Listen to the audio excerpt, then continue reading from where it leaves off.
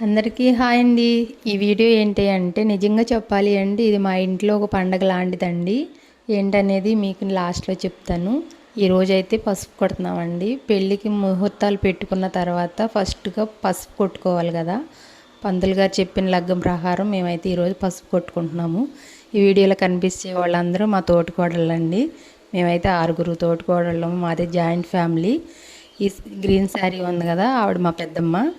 ఇంకా మా తోటికోడళ్ళు, మా ఇంటి పక్కన చుట్టాలందరూ కూడా ఈరోజు అయితే పసుపు కొట్టిన తర్వాత పసుపు కొట్టిన రోజు నుంచి ఇంకా పెళ్లి పనులు అయితే స్టార్ట్ చేయాలండి. ఇంకా బట్టలని, గోల్డ్లని ఇంకా ఉంటాయి కదా షాపింగ్స్ అన్నీ కూడా ముందు పసుపు కొట్టిన తర్వాతే మనం ఆ పనులన్నీ చేసుకోవాలి.